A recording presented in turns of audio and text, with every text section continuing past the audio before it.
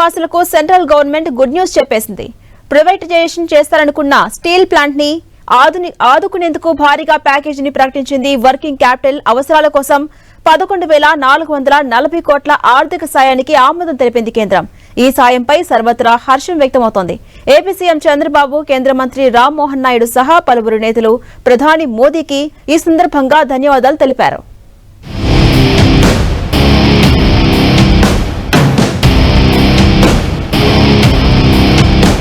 Steel plant కి big relief. ఏకంగా 11,440 కోట్ల ప్యాకేజ్. నష్టాల్లో కూరుకుపోయి దాదాపు ప్రైవేటైజేషన్ జరగబోయిన విశాఖ స్టీల్ ప్లాంట్ కి కేంద్రం భారీగా ప్యాకేజ్ ఇవ్వబోతోంది. ఇందుకోసం కేబినెట్ కూడా అనుమతి చేయడంతో ఇక ఉక్కు కర్మాగారం మనుగడ విషయంలో సందేహాలు తొలగిపోయాయి. నేను ముఖ్యమంత్రి అయిన వెంటనే దీని మీద శ్రద్ధ పెట్టాం, అనేక మీటింగ్లు పెట్టాం. ఆ రోజు మీటింగ్లో ఎంపీగా ఉండే భారత గారు కూడా అక్కడికి రావడం, అక్కడ రిప్రజెంట్ చేయడం. అదే మరిగా మేము ఒక మీటింగ్ కాదు, సిరీస్ ఆఫ్ మీటింగ్స్ జరిగాయి. ఒకరోజైతే రాత్రి 12:30 గంటలకు మీటింగ్ పెట్టాం.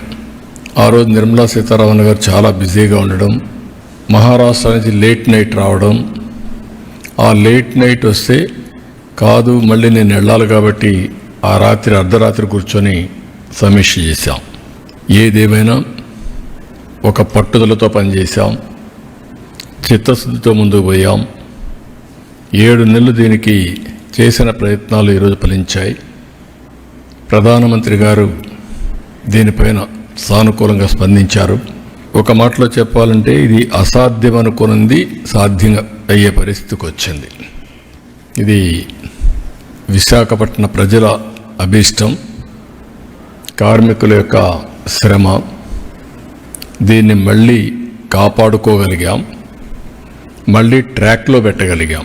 కేంద్ర సాయం చరిత్రాత్మకమైనదని, తెలుగువారికి గర్వకారణమని సీఎం చంద్రబాబు ప్రకటించగా ప్రధానమంత్రి మోదీకి ధన్యవాదాలు తెలిపారు కేంద్ర మంత్రి రామ్మోహన్ నాయుడు. ఈ రోజు కూడా సమస్యలు ఉంటే మళ్ళీ ప్రధానమంత్రిగా ఎన్డీఏ ప్రభుత్వం ఉంది, ప్రధానమంత్రిగా ఈరోజు దేశం ప్రపంచమే గౌరవించి ఒక ఆదర్శంగా తీసుకునేటటువంటి నాయకుడు నరేంద్ర మోదీ గారు ప్రధానమంత్రిగా ఉన్నారు. అలాగే రాష్ట్రానికి మళ్ళీ ముఖ్యమంత్రిగా చంద్రబాబు నాయుడు గారు ఈరోజు ఇచ్చారు. అలాగే ఈరోజు ఆంధ్రప్రదేశ్ రాష్ట్రం నుంచి కేంద్రంలో ఒక స్థానంగా మళ్ళీ నాకు కూడా ఈరోజు అవకాశం దక్కడం, మరి ఇవన్నీ కూడా అన్ని అనుకూలంగా ఉండే సమయంలో ఇంత పెద్ద ప్యాకేజ్ మళ్ళీ విశాఖపట్నానికి రావడం అనేది నిజంగా నాకు కూడా ఎంతో ఆనందాన్ని, సంతోషాన్ని ఇచ్చే కార్యక్రమంగా ఈ సందర్భంగా తెలియజేసుకుంటున్నాను. 4 ఏళ్ల క్రితం విశాఖ స్టీల్ ప్లాంట్ లో పెట్టుబడుల ఉపసంహరణకి కేంద్రం నిర్ణయం తీసుకోవడం ఏపీలో తీవ్ర సంచలనం కలిగించింది. ఓవైపు కార్మికుల భవిష్యత్తు మాత్రమే కాకుండా సెంటిమెంటు కోణంలోనూ పెద్ద ఎత్తున నిరసన వ్యక్తమైంది. అయితే కేంద్రం తాజా నిర్ణయంతో స్టీల్ ప్లాంట్ నష్టాల నుంచి ఒడ్డున పడే అవకాశాలున్నాయి. ప్రతి సంవత్సరం 7.3 మిలియన్ టన్నుల ఉక్కు ఉత్పత్తి సామర్థ్యం ఉన్న విశాఖ ఉక్కు కర్మాగారం 2022-23లో 2,858.74 కోట్ల నష్టం, 2023-24లో 4,548.86 కోట్ల నష్టాలు పాలైంది. ఈ క్రమంలో వర్కింగ్ క్యాపిటల్ కోసం చేసిన అప్పులు పెరగడంతో ఈ పరిశ్రమకు నష్టాలు వెంటాడాయి.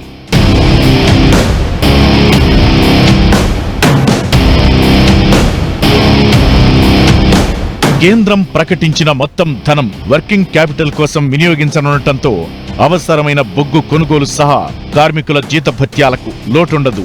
మరోవైపు కేంద్రం సాయంపై మంత్రులు, టీడీపీ నేతలు తమ హర్షాన్ని వ్యక్తం చేస్తున్నారు.